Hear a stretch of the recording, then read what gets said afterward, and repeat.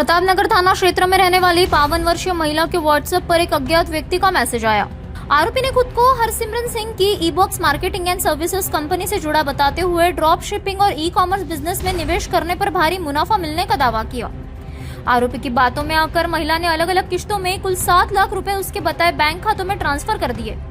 भरोसा कायम रखने के लिए आरोपी ने पहले 2,55,000 रुपए वापस भी कर दिए, जिससे महिला का विश्वास और भी बढ़ गया।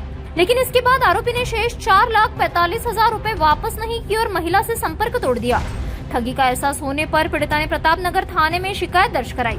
पुलिस ने मामला दर्ज कर साइबर ठग की तलाश शुरू कर दी है और लोगों से ऐसे ऑनलाइन निवेश के झांसे से सतर्क रहने की अपील की है। सायबर अवेअरनेस म्हणून सुद्धा जे गुन्हे आहेत 5 लाखाच्या वर आहेत त्याचे दाखल करण्याची मोहीम सुद्धा सुरू आहे। त्या अंतर्गत सदर महिलेने 2024 मध्ये एक कंपनी आहे जी जालंधरमध्ये स्थित आहे, त्याची ऑनलाईन ॲड बघून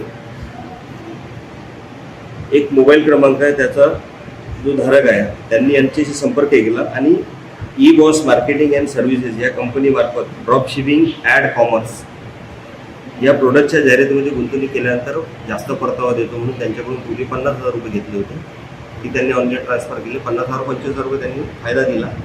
त्यानंतर परत त्यांनी 4 लाख रुपये त्यांनी गुंतवणूक केले, त्याच्यावरही 1,80,000 रुपये फायदा दिला। हे परत मिळाल्यानंतर त्यांनी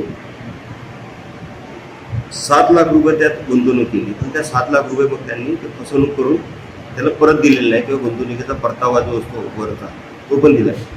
त्यानंतर सदर महिला ही जालंधर येथे जाऊन त्या कंपनीचं विचारपूस केली असता ते कंपनीचं जे ऑफिस होतं ते आहे, परंतु ते बंद असलेलं आढळून आलं। त्यामुळे त्यांनी ही कंप्लेंट सायबरमध्ये रजिस्टर केली।